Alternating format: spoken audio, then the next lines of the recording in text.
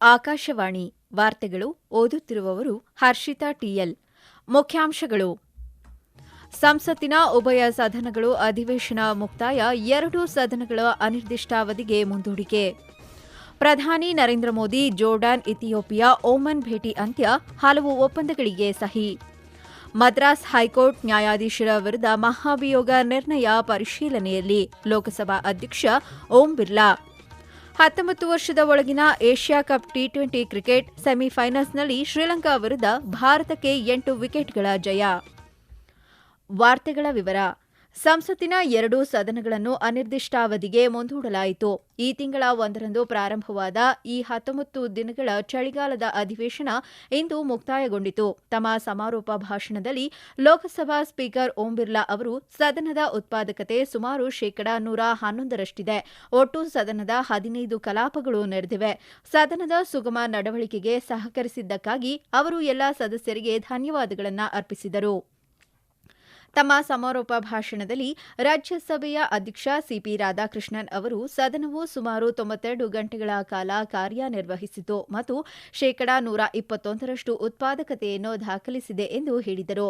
ಅಧಿವೇಶನವು ಐತಿಹಾಸಿಕ ಮತ್ತು ಪ್ರಜಾಪ್ರಭುತ್ವ ಮಹತ್ವದ ವಿಷಯಗಳ ಕುರಿತು ಉತ್ತಮ ಗುಣಮಟ್ಟದ ಚರ್ಚೆಗಳು ಮತ್ತು ಚರ್ಚೆಯಿಂದ ಗುರುತಿಸಲ್ಪಟ್ಟಿದೆ ಎಂದು ಅವರು ಹೇಳಿದರು. ಸಂಸತ್ತಿನ ಚಳಿಗಾಲದ ಅಧಿವೇಶನದಲ್ಲಿ ಅಂಗೀಕರಿಸಲಾದ ಮಸೂದೆಗಳು ಕೋಟ್ಯಾಂತರ ಜನರ ಜೀವನವನ್ನು ಸುಧಾರಿಸುವಲ್ಲಿ ಮತ್ತು ಭಾರತವನ್ನು ಅಭಿವೃದ್ಧಿ ಹೊಂದಿದ ರಾಷ್ಟವನ್ನಾಗಿ ಮಾಡುವಲ್ಲಿ ಪ್ರಮುಖ ಪಾತ್ರ ವಹಿಸುತ್ತವೆ ಎಂದು ಕೇಂದ್ರ ಸಂಸದೀಯ ವ್ಯವಹಾರಗಳ ಸಚಿವ ಕಿರಣ್ ರಿಜಿಜು ಹೇಳಿದ್ದಾರೆ. ನವದೆಹಲಿಯಲ್ಲಿ ಚಳಿಗಾಲದ ಅಧಿವೇಶನ ಮುಗಿದ ನಂತರ ಸುದ್ದಿಗಾರರೊಂದಿಗೆ ಮಾತನಾಡಿದ ಅವರು, ಸಂಸತ್ತಿನ ಚಳಿಗಾಲದ ಅಧಿವೇಶನವು ದೇಶಕ್ಕೆ ಬಹಳ ಉತ್ಪಾದಕವಾಗಿದೆ. ಚುನಾವಣಾ ಸುಧಾರಣೆಗಳ ಕುರಿತು ಪ್ರತ್ಯೇಕ ಚರ್ಚೆ ನಡೆದಿರುವುದೇ ಇದೇ ಮೊದಲು ಎಂದು ಅವರು ಹೇಳಿದರು. इलेक्शन कमीशन और इलेक्शन रिफॉर्म्स को लेकर के चर्चा पहली बार हुई है. एसआईआर फर्स्ट टाइम नहीं हुआ, कई बार हुए हैं, कभी चर्चा होते नहीं थे. तो इलेक्शन रिफॉर्म्स, उसमें बाकी प्रक्रिया एसआईआर को लेकर के भी पूरा 2 दिन बहस होने के बाद दोनों सदनों में और जब जवाब हुआ, मैं मानता हूं कि इस चर्चा के बाद कोई कंफ्यूजन अभी नहीं है. ಲೋಕಸಭಾ ಸ್ಪೀಕರ್ ಓಂ ಬಿರ್ಲಾ ಇಂದು ಚಳಿಗಾಲದ ಅಧಿವೇಶನ ಮುಗಿದ ನಂತರ ಸಂಸತ್ತಿನ ತಮ್ಮ ಕೊಠಡಿಯಲ್ಲಿ ವಿವಿಧ ರಾಜಕೀಯ ಪಕ್ಷಗಳ ಸಂಸತ್ ಸದಸ್ಯರನ್ನು ಭೇಟಿಯಾದರು. ಸಭೆಯಲ್ಲಿ ಪ್ರಧಾನಿ ನರೇಂದ್ರ ಮೋದಿ, ಕೇಂದ್ರ ಸಚಿವರಾದ ರಾಜನಾಥ್ ಸಿಂಗ್, ಅರ್ಜುನ್ ರಾಮ್ ಮೇಘವಾಲ್ ಮತ್ತು ಕೆ ರಾಮಮೋಹನ್ ನಾಯ್ಡು, ಕಾಂಗ್ರೆಸ್ ನಾಯಕಿ ಪ್ರಿಯಾಂಕಾ ಗಾಂಧಿ, ಎನ್ಸಿಪಿ ಸಂಸದೆ ಸುಪ್ರಿಯಾ ಸುಳೆ, ಸಮಾಜವಾದಿ ಪಕ್ಷದ ಸಂಸದ ಧರ್ಮೇಂದ್ರ ಯಾದವ್, ಎಲ್ಜೆಪಿ ಮುಖ್ಯಸ್ಥ ಚಿರಾಗ್ ಪಾಸ್ವಾನ್ ಮತ್ತು ಇತರ ಹಲವಾರು ಸಂಸದರು ಉಪಸ್ಥಿತರಿದ್ದರು. ಪ್ರಧಾನಿ ನರೇಂದ್ರ ಮೋದಿ ಅವರು ಜೋರ್ಡಾನ್, ಇಥಿಯೋಪಿಯಾ ಮತ್ತು ಓಮನ್ಗೆ ತಮ್ಮ 3 ರಾಷ್ಟ್ರಗಳ ಭೇಟಿಯನ್ನು ನಿನ್ನೆ ಮುಗಿಸಿದರು. ತಮ್ಮ 3 ರಾಷ್ಟ್ರಗಳ ಪ್ರವಾಸದ ಕೊನೆಯ ಹಂತದಲ್ಲಿ ಭಾರತ ಮತ್ತು ಓಮನ್ ನಿನ್ನೆ ಹಲವಾರು ಒಪ್ಪಂದಗಳಿಗೆ ಸಹಿ ಹಾಕಿದವು. ಭಾರತ ಓಮನ್ ಸಂಬಂಧಗಳಿಗೆ ಮತ್ತು ಅದರ ದೂರದೃಷ್ಟಿಯ ನಾಯಕತ್ವಕ್ಕೆ ನೀಡಿದ ಅಸಾಧಾರಣ ಕೊಡುಗೆಗಾಗಿ Oman Sultan Haitham bin Tarik ಅವರು ಪ್ರಧಾನಿ ನರೇಂದ್ರ ಮೋದಿ ಅವರಿಗೆ ಆರ್ಡರ್ ಆಫ್ ಓಮನ್ ಪ್ರಶಸ್ತಿಯನ್ನು ಪ್ರದಾನ ಮಾಡಿದರು. ಇದಕ್ಕೂ ಮೊದಲು ಇಥಿಯೋಪಿಯನ್ ಪ್ರಧಾನಿ ಡಾಕ್ಟರ್ ಅಬಿಯನ್ ಅಹ್ಮದ್ ಅಲಿ ಅವರೊಂದಿಗಿನ ದ್ವಿಪಕ್ಷೀಯ ಪಾಲುದಾರಿಕೆಯನ್ನು ಕಾರ್ಯತಂತ್ರದ ಪಾಲುದಾರಿಕೆಗೆ ಏರಿಸಲು ನಿರ್ಧರಿಸಿದರು. ಇಥಿಯೋಪಿಯಾದ ಪ್ರಧಾನಿಯವರು ಪ್ರಧಾನಿ ಮೋದಿಯವರಿಗೆ ಇಥಿಯೋಪಿಯಾದ ಅತ್ಯುನ್ನತ ಪ್ರಶಸ್ತಿಯಾದ ಗ್ರೇಟ್ ಆನರ್ ನಿಶಾನ್ ಆಫ್ ಇಥಿಯೋಪಿಯಾವನ್ನು ಪ್ರದಾನ ಮಾಡಿದರು. ಜೋರ್ಡಾನ್ನಲ್ಲಿ ಪ್ರಧಾನಿ ನರೇಂದ್ರ ಮೋದಿ 5 ವರ್ಷಗಳ ಅವಧಿಯಲ್ಲಿ ದ್ವಿಪಕ್ಷೀಯ ವ್ಯಾಪಾರವನ್ನು $5 ಬಿಲಿಯನ್ ದ್ವಿಗುಣಗೊಳಿಸುವ ಪ್ರಸ್ತಾಪವನ್ನು ಮಂಡಿಸಿದರು. ವಿರೋಧ ಪಕ್ಷದ ಸಂಸದರು ಮಂಡಿಸಿದ ನಿಯಮಗಳು ಮತ್ತು ಕಾರ್ಯವಿಧಾನದ ಪ್ರಕಾರ ಮದ್ರಾಸ್ ಹೈಕೋರ್ಟ್ನ ನ್ಯಾಯಾಧೀಶರ ವಿರುದ್ಧ ಮಹಾಭಿಯೋಗ ನಿರ್ಣಯವನ್ನು ಪರಿಶೀಲಿಸುತ್ತಿರುವುದಾಗಿ ಲೋಕಸಭಾ ಸ್ಪೀಕರ್ ಓಂ ಬಿರ್ಲಾ ಇಂದು ಹೇಳಿದ್ದಾರೆ. ಡಿಎಂಕೆ ಮತ್ತು ಇತರ ವಿರೋಧ ಪಕ್ಷಗಳ ಸಂಸತ್ ಸದಸ್ಯರು ಮದ್ರಾಸ್ ಹೈಕೋರ್ಟ್ ನ್ಯಾಯಾಧೀಶರ ನ್ಯಾಯಮೂರ್ತಿ ಜಿಆರ್ ಸ್ವಾಮಿನಾಥನ್ ಅವರ ಮಹಾಭಿಯೋಗ ನಿರ್ಣಯವನ್ನು ಕೋರಿ ಲೋಕಸಭೆ ಸ್ಪೀಕರ್ ಅವರ ಮುಂದೆ ಪ್ರಸ್ತಾವನೆಯನ್ನು ಸಲ್ಲಿಸಿದ್ದಾರೆ. ನ್ಯಾಯಮೂರ್ತಿ ಸ್ವಾಮಿನಾಥನ್ ಇತ್ತೀಚೆಗೆ ಭಕ್ತರು ದರ್ಗಾದ ಬಳಿಯ ತಿರುಪ್ಪಕುರಂ ಕುಂದ್ರ ಬೆಟ್ಟದ ಮೇಲಿನ ಕಲ್ಲಿನ ಕಂಬದ ಮೇಲೆ ದೀಪ ಹಚ್ಚಲು ಅನುಮತಿ ನೀಡಿದ್ದಾರೆ. ಈ ವಾರ್ತೆಗಳನ್ನು ಆಕಾಶವಾಣಿಯಿಂದ ಕೇಳುತ್ತಿದ್ದೀರಿ.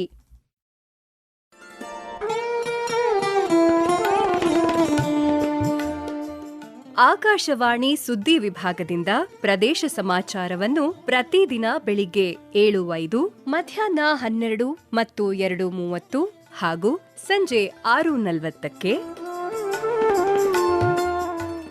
ರಾಷ್ಟ್ರೀಯ ವಾರ್ತೆಗಳನ್ನು ಬೆಳಿಗ್ಗೆ 7:35, ಮಧ್ಯಾಹ್ನ 1:10 ಹಾಗೂ ಸಂಜೆ 7:35ಕ್ಕೆ ಪ್ರಸಾರ ಮಾಡಲಾಗುತ್ತದೆ. ಈ ಎಲ್ಲಾ ವಾರ್ತೆಗಳನ್ನು ನಮ್ಮ ಯೂಟ್ಯೂಬ್ ಖಾತೆ ಆಕಾಶವಾಣಿ ನ್ಯೂಸ್ ಕನ್ನಡ, ಫೇಸ್ಬುಕ್ ಖಾತೆ ಆಕಾಶವಾಣಿ ವಾರ್ತೆ ಕನ್ನಡ ಇದರಲ್ಲಿ ಆಲಿಸಬಹುದು. ನಿಖರ ಮತ್ತು ವಿಶ್ವಾಸಾರ್ಹ ಸುದ್ದಿಗಳಿಗಾಗಿ ಕೇಳಿ ಆಕಾಶವಾಣಿ ವಾರ್ತೆ.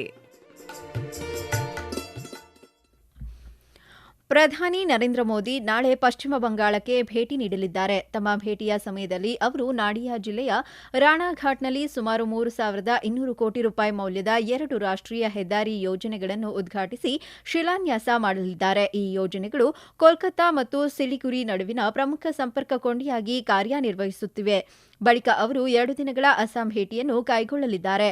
ತಮ್ಮ ಭೇಟಿಯ ಸಮಯದಲ್ಲಿ ಪ್ರಧಾನಿ ಲೋಕಪ್ರಿಯ ಗೋಪಿನಾಥ್ ಬಾರ್ಡೋಲೋಯ್ ಅಂತಾರಾಷ್ಟ್ರೀಯ ವಿಮಾನ ನಿಲ್ದಾಣದ ಹೊಸ ಟರ್ಮಿನಲ್ ಕಟ್ಟಡವನ್ನು ಉದ್ಘಾಟಿಸಲಿದ್ದಾರೆ. ತಮ್ಮ ಭೇಟಿಯ ಕೊನೆಯ ದಿನದಂದು ಅವರು ಗುವಾಹಟಿಯ ಬೊರಂಗಾಂವ್ನಲ್ಲಿರುವ ಸ್ವಹಿತ್ ಸ್ಮಾರಕ ಕ್ಷೇತ್ರದಲ್ಲಿ ಐತಿಹಾಸಿಕ ಅಸ್ಸಾಂ ಚಳವಳಿಯ ಹುತಾತ್ಮರಿಗೆ ಗೌರವ ಸಲ್ಲಿಸಿದ್ದಾರೆ. ದ್ವಿಪಕ್ಷೀಯ ಮಟ್ಟದಲ್ಲಿ ಮತ್ತು ಯುರೋಪಿಯನ್ ಒಕ್ಕೂಟದೊಳಗಿನ ಪ್ರಮುಖ ದೇಶವಾಗಿ ನೆದರ್ಲ್ಯಾಂಡ್ಸ್ ಜೊತೆಗಿನ ಸಂಬಂಧಗಳಿಗೆ ಭಾರತ ಹೆಚ್ಚಿನ ಮೌಲ್ಯವನ್ನು ನೀಡುತ್ತಿದೆ ಎಂದು ವಿದೇಶಾಂಗ ಸಚಿವ ಡಾ ಎಸ್ ಜೈಶಂಕರ್ ಹೇಳಿದ್ದಾರೆ. ನವದೆಹಲಿಯಲ್ಲಿ ನೆದರ್ಲ್ಯಾಂಡ್ಸ್ ವಿದೇಶಾಂಗ ಸಚಿವ ಡೇವಿಡ್ ವ್ಯಾನ್ ವೀಲ್ ಅವರೊಂದಿಗಿನ ಸಭೆಯ ನಂತರ ಮಾತನಾಡಿದ ಅವರು, ಕಳೆದ ಕೆಲವು ತಿಂಗಳುಗಳಲ್ಲಿ ಹಲವು ಪ್ರಮುಖ ಒಪ್ಪಂದಗಳನ್ನು ಮಾಡಿಕೊಳ್ಳಲಾಗಿದೆ. ಇದು 2 ದೇಶಗಳ ನಡುವಿನ ಸಹಕಾರಕ್ಕೆ ಹೆಚ್ಚಿನ ಆಯಾಮಗಳನ್ನು ನೀಡುತ್ತದೆ. ಕೃಷಿ, ಆರೋಗ್ಯ, ವಿಜ್ಞಾನ, ತಂತ್ರಜ್ಞಾನ ಮತ್ತು ಸಾಗಾಣಿಕೆಯಂತಹ ಕ್ಷೇತ್ರಗಳಲ್ಲಿ ಪರಸ್ಪರ ಸಹಕಾರ ನೀಡಲಿವೆ ಎಂದು ಅವರು ತಿಳಿಸಿದರು. ದೇಶದ ವಿವಿಧ ಭಾಗಗಳಲ್ಲಿ ದಟ್ಟವಾದ ಮಂಜು ಕವಿದಿದ್ದು ಗೋಚರತೆ ಕಡಿಮೆ ಇರುವುದರಿಂದ ಹಲವು ರೈಲುಗಳ ಸಂಚಾರಕ್ಕೆ ಅಡ್ಡಿಯಾಗಿದೆ. ಸುಮಾರು 60 ರೈಲುಗಳು 5 ಗಂಟೆಗಳವರೆಗೆ ವಿಳಂಬವಾಗಿವೆ. ಪ್ರಯಾಣಿಕರು ಮೊದಲೇ ರೈಲುಗಳ ಸ್ಥಿತಿಯನ್ನು ಪರಿಶೀಲಿಸುವಂತೆ ಭಾರತೀಯ ರೈಲ್ವೆ ಕೋರಿದೆ. ಇನ್ನೊಂದೆಡೆ ಉತ್ತರ ಭಾರತದ ಕೆಲವು ಭಾಗಗಳಲ್ಲಿ ಮಂಜು ಮುಸುಕಿದ ವಾತಾವರಣ ಇರುವುದರಿಂದ ವಿಮಾನ ನಿಲ್ದಾಣದ ಕಾರ್ಯಾಚರಣೆಯ ಮೇಲೆ ಪರಿಣಾಮ ಬೀರಬಹುದು ಎಂದು ನಾಗರಿಕ ವಿಮಾನಯಾನ ಸಚಿವಾಲಯ ತಿಳಿಸಿದೆ. ಡಿಜಿಟಲ್ ರೂಪದಲ್ಲಿ ಕಾಯ್ದಿರಿಸಿದ ಟಿಕೆಟ್ಗಳನ್ನು ಬುಕ್ ಮಾಡುವ ಪ್ರಯಾಣಿಕರು ಪರಿಶೀಲನೆಯ ಸಮಯದಲ್ಲಿ ಬುಕಿಂಗ್ಗೆ ಬಳಸುವ ಅದೇ ಮೊಬೈಲ್ ಫೋನ್ನಲ್ಲಿ ಟಿಕೆಟ್ ಅನ್ನು ತೋರಿಸಬಹುದು ಮತ್ತು ಪ್ರಸ್ತುತ ಭೌತಿಕ ಮುದ್ರಣ ಅಗತ್ಯವಿಲ್ಲ ಎಂದು ಭಾರತೀಯ ರೈಲ್ವೆ ಸ್ಪಷ್ಟಪಡಿಸಿದೆ. ಗತಿಶಕ್ತಿ ವಿಶ್ವವಿದ್ಯಾಲಯವು ಸೇತುವೆ ಮತ್ತು ಸುರಂಗ ಎಂಜಿನಿಯರಿಂಗ್, ಕಡಲ ಅಧ್ಯಯನ, ರಕ್ಷಣಾ, ಲಾಜಿಸ್ಟಿಕ್ಸ್ ಮತ್ತು ಸಮಗ್ರ ಸಾರಿಗೆ ಯೋಜನೆ ಸೇರಿದಂತೆ ನಿರ್ಣಾಯಕ ವಲಯಗಳಲ್ಲಿ ತನ್ನ ಶೈಕ್ಷಣಿಕ ಗಮನವನ್ನು ಹೆಚ್ಚಿಸಲು ನಿರ್ಧರಿಸಿದೆ ಎಂದು ಕೇಂದ್ರ ವಿದ್ಯುನ್ಮಾನ ಮತ್ತು ಮಾಹಿತಿ ತಂತ್ರಜ್ಞಾನ ಸಚಿವ ಅಶ್ವಿನಿ ವೈಷ್ಣವ್ ಹೇಳಿದ್ದಾರೆ. ನವದೆಹಲಿಯ ರೈಲು ಭವನದಲ್ಲಿ ನಿನ್ನೆ ನಡೆದ ಗತಿಶಕ್ತಿ ವಿಶ್ವವಿದ್ಯಾಲಯ ನ್ಯಾಯಾಲಯದ 2ನೇ ಸಭೆಯ ಅಧ್ಯಕ್ಷತೆ ವಹಿಸಿ ಮಾತನಾಡಿದ ಸಚಿವರು ಈ ವಿಷಯ ತಿಳಿಸಿದರು. ದುಬೈನಲ್ಲಿ ನಡೆದ 19 ವರ್ಷದೊಳಗಿನ ಪುರುಷರ ಎಸಿಸಿ ಏಷ್ಯಾ ಕಪ್ 2025ರ ಮೊದಲನೇ ಸೆಮಿಫೈನಲ್ಸ್ನಲ್ಲಿ ಶ್ರೀಲಂಕಾ ವಿರುದ್ಧ ಭಾರತ 8 ವಿಕೆಟ್ಗಳಿಂದ ಜಯ ಗಳಿಸಿ ಫೈನಲ್ ಪ್ರವೇಶಿಸಿದೆ. ಶ್ರೀಲಂಕಾ ನಿಗದಿತ 20 ಓವರ್ಗಳಲ್ಲಿ 8 ವಿಕೆಟ್ ನಷ್ಟಕ್ಕೆ 138 ರನ್ ಗಳಿಸಿತ್ತು. ಈ ಗುರಿ ಬೆನ್ನತ್ತಿದ ಭಾರತ 2 ವಿಕೆಟ್ ನಷ್ಟಕ್ಕೆ 139 ರನ್ ಗಳಿಸಿ ಗೆಲುವಿನ ನಗೆ ಬೀರಿತು. ಇದೇ 21ರಂದು ನಡೆಯುವ ಫೈನಲ್ ಪಂದ್ಯದಲ್ಲಿ ಭಾರತ ತಂಡವು ಪಾಕಿಸ್ತಾನವನ್ನು ಎದುರಿಸಲಿದೆ. ಪುರುಷರ ಕ್ರಿಕೆಟ್ನಲ್ಲಿ ಭಾರತ ಮತ್ತು ದಕ್ಷಿಣ ಆಫ್ರಿಕಾ ನಡುವಿನ 5ನೇ ಮತ್ತು ಅಂತಿಮ ಟಿ20 ಅಂತಾರಾಷ್ಟ್ರೀಯ ಪಂದ್ಯ ಇಂದು ಅಹಮದಾಬಾದ್ನ ನರೇಂದ್ರ ಮೋದಿ ಕ್ರೀಡಾಂಗಣದಲ್ಲಿ ಪ್ರಗತಿಯಲ್ಲಿದೆ. ಮೊದಲು ಟಾಸ್ ಗೆದ್ದು ದಕ್ಷಿಣ ಆಫ್ರಿಕಾ ಫೀಲ್ಡಿಂಗ್ ಆಯ್ದುಕೊಂಡಿದೆ. ಇತ್ತೀಚಿನ ವರದಿ ಬಂದಾಗ 5 ಓವರ್ಗಳಲ್ಲಿ 56 ರನ್ ಗಳಿಸಿ ಆಡುತ್ತಿದೆ. ಜಾಗತಿಕ ಮಟ್ಟದಲ್ಲಿ ಸುಸ್ಥಿರ ಬೆಳವಣಿಗೆ, ಆರ್ಥಿಕ ಸ್ಥಿತಿಸ್ಥಾಪಕತ್ವ ಮತ್ತು ಭೌಗೋಳಿಕ ರಾಜಕೀಯ ಹೊಂದಾಣಿಕೆಗೆ ಇಂಧನ ಪರಿವರ್ತನೆ ಅಗತ್ಯವಾದ್ದರಿಂದ ಭಾರತ ಹಸಿರು ಮತ್ತು ಶುದ್ಧ ಇಂಧನವನ್ನು ಅಳವಡಿಸಿಕೊಳ್ಳಬೇಕೆಂದು ವಿಜ್ಞಾನ ಮತ್ತು ತಂತ್ರಜ್ಞಾನ ಸಚಿವ ಡಾ ಜಿತೇಂದ್ರ ಸಿಂಗ್ ಹೇಳಿದರು. ಕೊನೆಯಲ್ಲಿ ಮತ್ತೊಮ್ಮೆ ಮುಖ್ಯಾಂಶಗಳು. ಸಂಸತ್ತಿನ ಉಭಯ ಸದನಗಳು ಅಧಿವೇಶನ ಮುಕ್ತಾಯ, 2 ಸದನಗಳು ಅನಿರ್ದಿಷ್ಟಾವಧಿಗೆ ಮುಂದೂಡಿಕೆ. ಪ್ರಧಾನಿ Narendra Modi Jordan, Ethiopia, Oman ಭೇಟಿ ಅಂತ್ಯ, ಹಲವು ಒಪ್ಪಂದಗಳಿಗೆ ಸಹಿ.